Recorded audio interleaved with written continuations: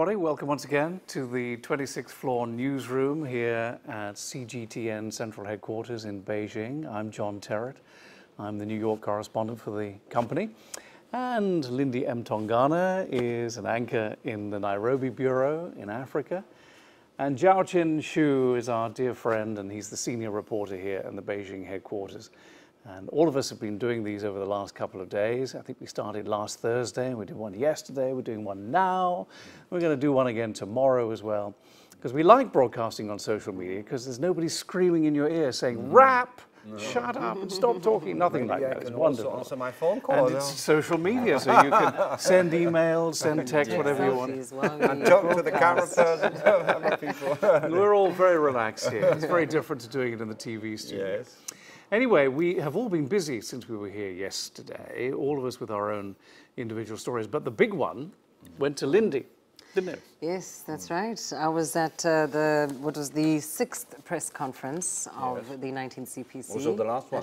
It was followed by a group interview, which in essence is really almost the same thing, I think, actually, the group interview and the press conference. Because we should say that after the opening session, there have been lots of these press conferences, and some of them have been very, very big, and I think yours was a major one because it's to do with climate. Yeah, it was very, very well attended. And in fact, the one that followed was also on the same topic, actually, just different representatives from different delegations. But in mine, it was the Deputy Director of the Central Leading Group's Financial Economic Affairs Group, as well as the Minister of Environmental Protection. And the big topic, of course, was pollution. That was the center of much of what they discussed, definitely as far as the past 5 years are concerned, and definitely as far as the future is concerned. There were some interesting statistics that also emerged from that press conference. In fact, the minister said that the PM2 concentration levels have actually reduced by 30% since 2013. Really remarkable achievements that I think many people in the world are not aware of. I mean, I think people still have this idea that China equals pollution, but there are some incredible efforts underway at addressing it, and we're likely to see all of that continue over the next 5 years. Yes, and China's in a unique position to be a real global leader when it comes to climate change, isn't it? Because America is rowing back from the Paris Accord. Everyone was really excited that the two countries were together in that. Now America's rowing back. And so China has a chance to really step up to the front. Absolutely. In fact, I think the word the minister used was torchbearer of the world, that China's really leading the way forward. Talked about the many protocols and sort of ratifying various international deals, or international agreements rather, and that China hasn't stepped away or shied away from being quite aggressive in its carbon emission targets, and being quite ambitious too in that way. But of course, having to... we have to do so. Otherwise, there's a lot at stake. The pollution is so serious and so bad, and especially in the winter time in Beijing. Yes. What do you call? You guys call the winter time central heating time, don't you? Isn't that what you call it? Yes, central heating and central heating season. Yes, whenever the central heating system work, and then sometimes the weather will become a bit worse. Well, I read something today in Beijing in order to to cut down on the pollution in the streets, because you see people wearing masks all the time here, because Beijing is in a bowl, isn't it? Surrounded three-quarters of it, surrounded by mountains, so the pollution, it kind of sits there. And Beijing apparently is trimming back on construction a little bit, and destruction, knocking down things to cut down on the dust. And then in the north of the country, which is really the main urban center, and so therefore the worst pollution is up there, they're also trimming some industrial output apparently, trimming coal burning a little bit, and restricting some traffic as well. And yes, of course, and also trying their best, the government is trying their best, and the companies, the business sector are also trying their best to substitute the energies, traditional energies like coal, with natural gas, with other green energies. It's a lot of efforts they've been doing. Well, it's definitely an issue that's really close to many people's heart in China. I mean, the average Chinese person cares about it a great deal. But I know, of course, the two of you We're also looking at various stories today that We matter were. to the people. We were with the men and women of Beijing on the streets Yes, today. yes, me Well, at least too. I was. You didn't. You didn't go out, did you? You cheated. He cheated. Said to someone else. But I did a lot of similar stories before. Do you want to go first, or shall I? Yeah, yes, of course, because my story is quite simple. Or just two or three, two or three people actually in the street, and they respond to the questions of our editors, and they talk about medical systems, medical insurance, housing. I'm afraid they don't quite understand the political things, especially the supreme political in Beijing. But they're so concerning about their own issues. Like housing, like medical, like the food quality. So they talk about that a lot. And some people are very happy with the current medical systems and some are not. So it shows that the people are having different opinions and they would like to express their different opinions. But one interesting interview that I saw this afternoon is that the girl said she was so impressed by General Secretary Xi when he was doing his work report. He stood there for 3 hours and didn't drink much. She said, oh, you know, I'm so young, I have to work even harder to catch up.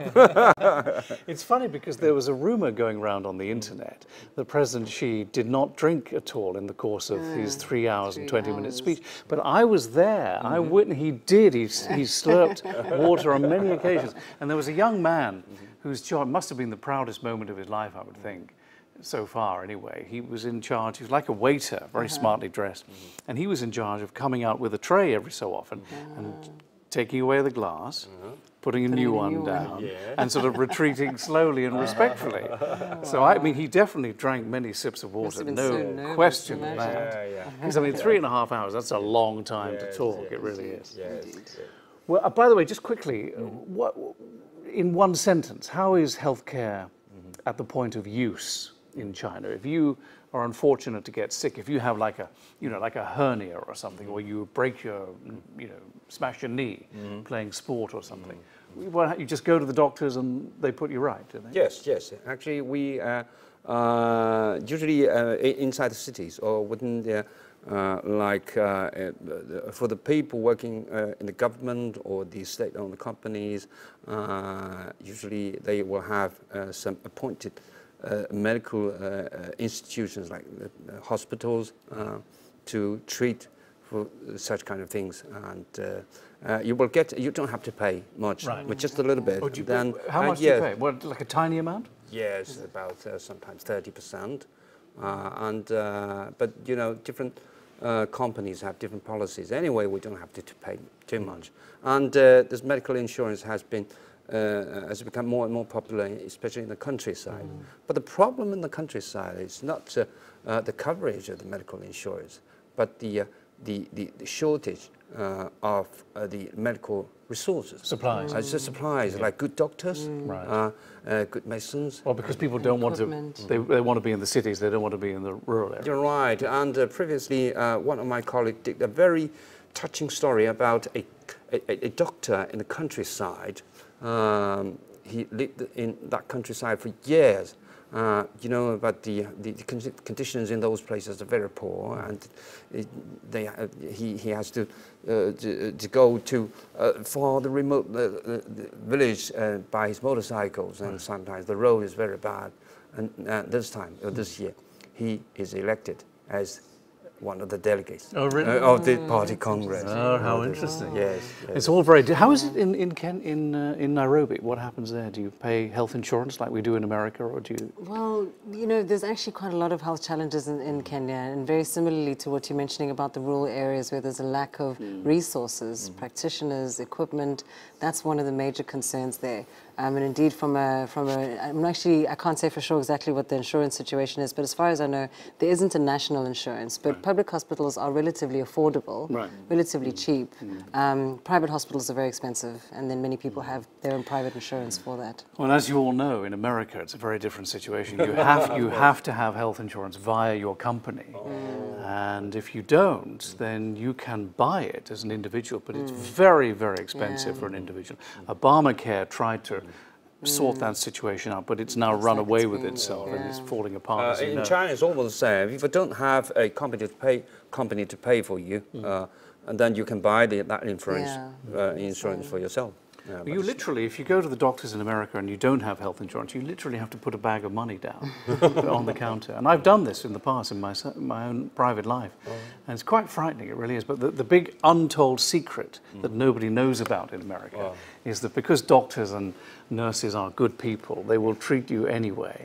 But you bet that, the lawyers will be there going to have any money. But they will treat you. They'll do it in the emergency rooms. Okay.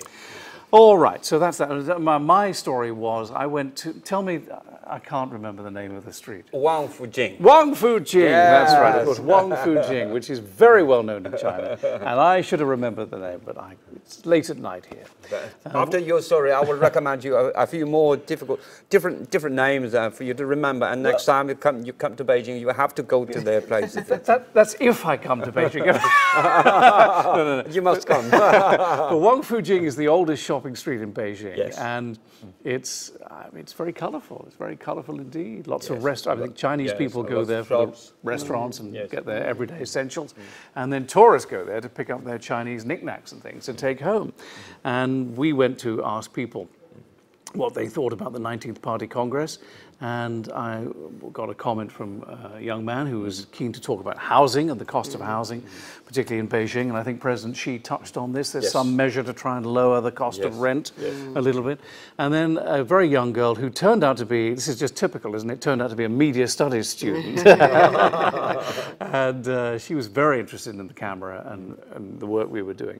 But she was really represented young people and said, look, we are very interested in all this, and we want the party really to be more open to us. And she talked about communicating with young people via emojis, for example. This is something which is very important to the internet, social media, loving WeChat type world. And so that was an idea that she touched on. I don't know whether the Communist Party of China is into emojis, but maybe they should think about it. At least think about it. And talking of the Communist Party and the Central Party of China, over to you. What's happening Tuesday and Wednesday in very simple terms? Yes. You can relax now. Over to him. Yes, I'm very happy because the 1 week job is coming to the end. But at the end of this job, we know that something very important will occur tomorrow and the day after tomorrow. So just deal with Tuesday first. So Tuesday. Tuesday, we all will go to that place, and I will let you know that in advance what will happen. Okay, tomorrow is the last day, the final day of the session, and the more than 2,000 delegates will vote to elect the new party central committee, and we'll have about a few people more than 200, about 200 official members of the party central committee, and we'll also have about 100 or 200 alternative members. And what's the difference between the official and the alternative members? Okay, they have a meeting together. Will have many more meetings in the years to come, in the next 5 years. But when they make decisions, and only the official members have the right to vote. Okay. Okay. Can you go from being an alternative member to being an official member? Yes, of course. Once any members any official members pass away, or they're arrested because of their corruptions, and then the alternative member will become official according to the votes they get. The votes they get from the party Congress tomorrow. tomorrow. Okay. That's interesting. So what else tomorrow, Tuesday? Tuesday, okay. The delegates will also pass the work report made by the General Secretary about 5-7 days ago on 18th, yes, and the report of the disciplinary committee of the party, and this time the party congress also made some revision on the party constitution, and that report will also have to be voted and passed. And how does that happen? Is it raising of hands, or is it, is it a secret ballot? How does the voting? In the past, people raise their hand. Okay. Now we have a modern way to press the button in front of the on the table in front of you. Oh, really? Yes. Is that in the central hall of the Great Hall of the People? Yes, but I don't know what will happen tomorrow because we have many reforms recently. I know that when the People's Congress vote for new laws, the Congress, the Parliament of China. So they vote in a very modern way. They press the button on the table in front of them. And the Parliament of China meets in a similar setting, but on a different date, right? On a different date, yes. Another big event. Yeah, another big event next March. Next March, yes. Welcome to Beijing. And just quickly, what happens on Wednesday? Because Wednesday is really the climax of all of this, isn't it? Yes, maybe if you like. Yes, yes, because Wednesday, the new party central committee will have their own meetings.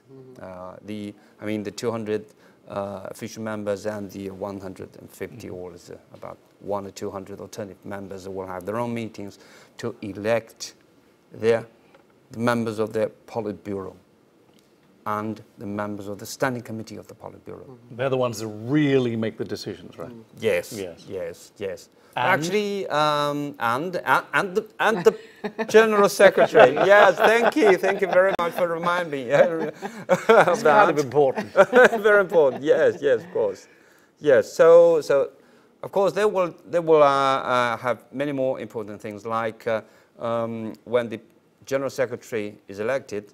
The members of the Standing Committee and the General Secretary will recommend some people as the member of the Central Secretariat.